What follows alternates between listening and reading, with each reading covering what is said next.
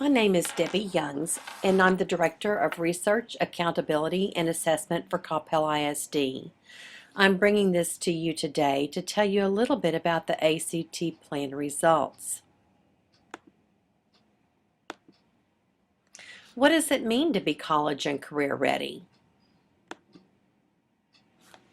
Well, to be college and career ready, a learner must develop academic and learning strategies. The strategies that are listed here on this slide will be talked about in the subsequent slides. First, we have to master the core content, but what is meant by core? Well, core refers to the courses required in high school to graduate. Those are your English, your math, science, social studies, world languages, and the arts. These are the courses designed to prepare the learner for college. When a student is mastering the core content, it's important that the learner understand the major concepts and the structures of the content rather than just the facts and details. And the more rigorous and challenging the course, well, the better prepared the learner will be for college. David Connolly says in his article Redefining College Readiness that regardless of the core academics area, two academic skill areas that have repeatedly been identified as being centrally important to college success are writing and research. College students will be involved in writing in almost every single college course. It's imperative that a learner enter college with a strong ability to pre-write, edit, revise, and complete a final paper to be submitted for grading. Along with the organization of the writing, the final composition needs to be free of grammatical, spelling, punctuation, and usage errors. Many college courses require research. With so much information at their fingertips, it's a necessary skill for a learner today to be able to access, filter, and evaluate the enormous amounts of available data to determine its appropriateness for the research being done.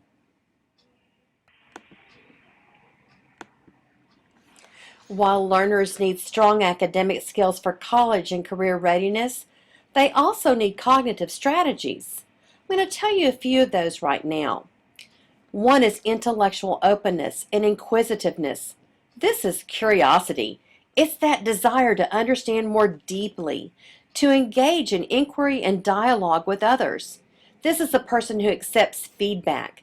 This person questions the views and thoughts of others that don't have a foundation of evidence. A learner who is intellectually open and inquisitive seeks out evidence to support his or her understandings.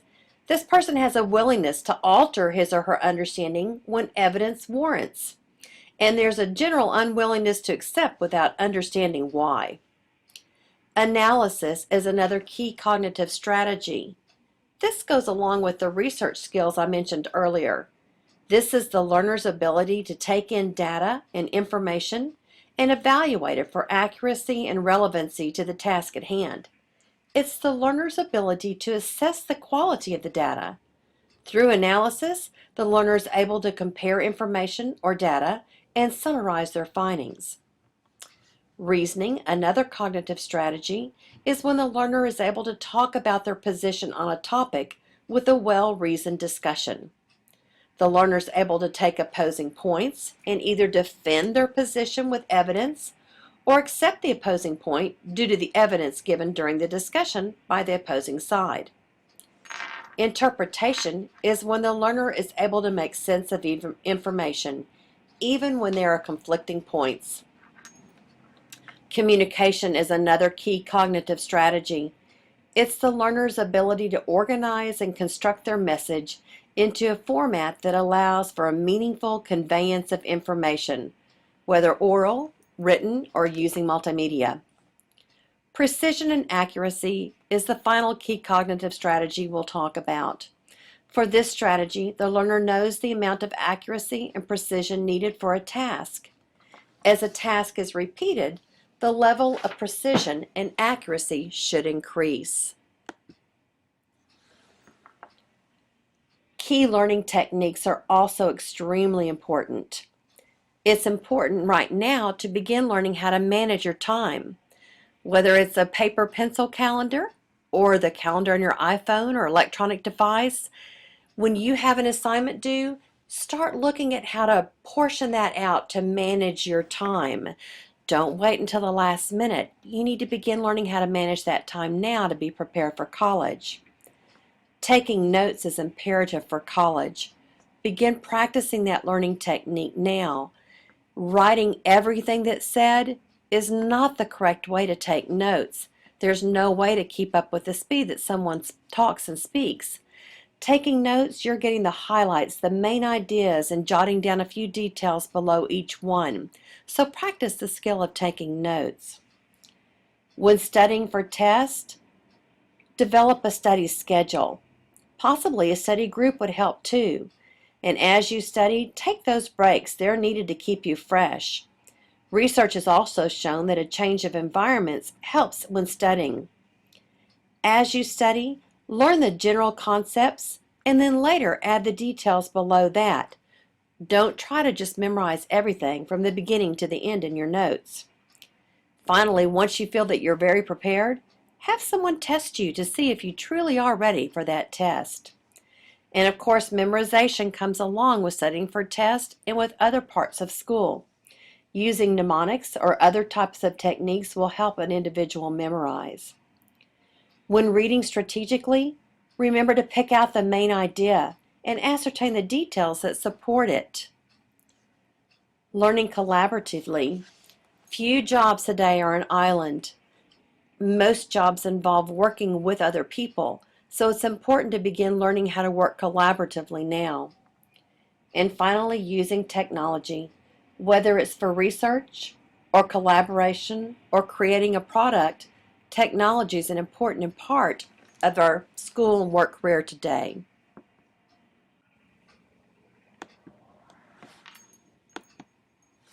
Take ownership of your learning. By taking ownership, this is a key learning skill. Know yourself.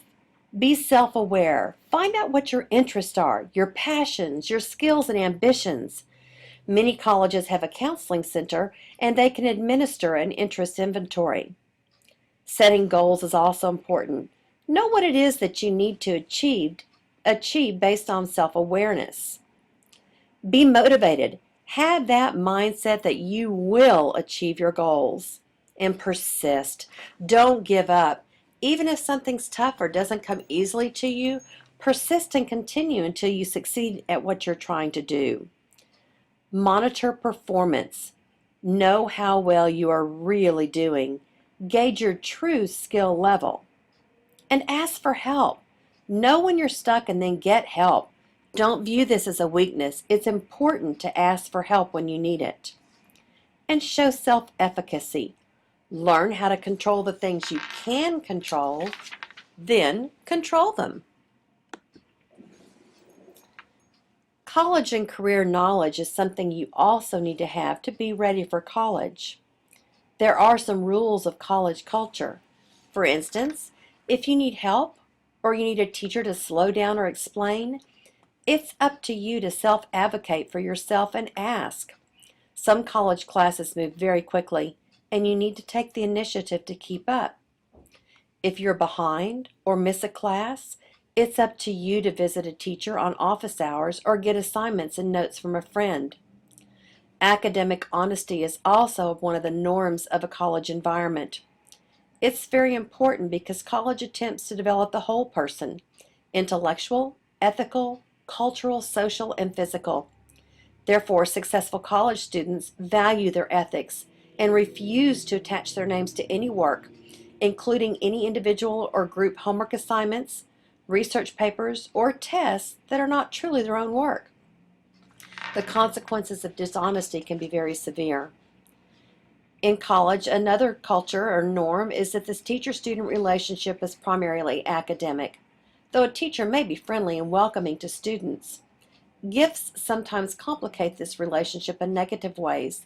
They may make the teacher or other students believe that a student is trying to influence a grade. If a student must thank a teacher with a gift rather than a simple note, that gift should be modest, impersonal, and should be given well after semester classes are completed. A simple note, though, is certainly appropriate. Places like the college library really are for quiet work and study. Other students don't like to be annoyed by people using the library and talking loudly. Another norm for college is to be punctual and put your cell phone away. Unless the educator has asked for the use of a device, it needs to be kept well away. Also, for college and career knowledge, what are your career options and requirements? When you become interested in a career, go ahead and research the different options and requirements that are needed for that. And then how and when do you apply for college? If you go to College Board, and I have that resource at the end of this PowerPoint, it will tell you some different locations to go to. College Board is an excellent one. It gives you all kinds of information about applying for college. It talks about tuition and financial aid. There are 3 types of tuition and financial aid: loans that have to be repaid, grants and scholarships that do not have to be repaid, and employment programs such as work study. They allow learners to earn money and gain job experience while still in school. Another important thing for you to learn is what type of college is the best fit for you. A small college that's more intimate, where maybe you can get to know the teachers on a more personal level, or a larger college, or maybe even a mid-sized college. These are the things you need to consider.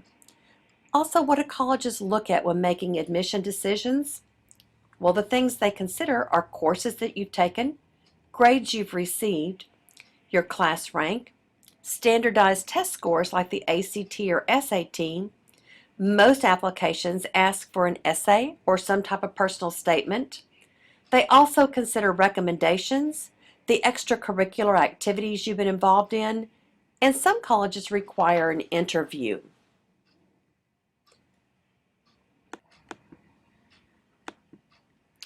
What does Plan tell you about college readiness? At the end of this presentation, there is a slide with a link to the Plan website, and it will give you additional information. But what went home with you is your test scores, a booklet that tells you about the test scores, and then your original testing document so you can see what it is you missed and determine why it is that you missed it. This PowerPoint will be linked to a website, and this is a hyperlink on this page that will directly take you to the Plan website. So now that you have your plan information, what are the next steps? Well, there will be further assessments. You'll have your 10th grade PSAT. There's an option for 11th grade PSAT. And of course, there are optional SAT and ACT tests in addition.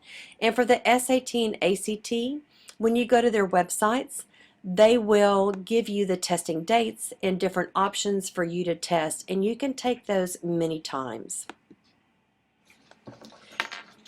To prepare also for college and career readiness, choose rigorous courses. Evidence shows that if you take the rigorous courses, it is going to better prepare you for college readiness.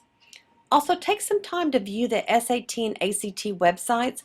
Again, there is so much information on those websites that will help you prepare for college. Another next step is to practice. Go back over those key cognitive strategies, the key learning techniques, and the key learning skills that were discussed earlier in this PowerPoint. Students often report they need additional help in study skills after entering college. Well, that's one of those strategies that we talked about. So begin practicing those study skills now to be better prepared for college. College knowledge. Again, begin thinking about your college options now. Visit college campuses. Think about the type of college that's right for you. Study what's required for admission and talk with your school counselor for guidance in the process. Again, visiting campuses is one of the best ways to determine what college is the best fit for you. Whether, again, it's a small, medium, or large size, seeing the campus, maybe stopping some of the students to talk with them, talking to one of their advisors on the campus, that's the best way to determine what college is best for you. Here are some resources that were used in preparing this PowerPoint, along with some links to some areas that give you more information about becoming college and career ready. I hope this PowerPoint has helped you in determining more about college and career.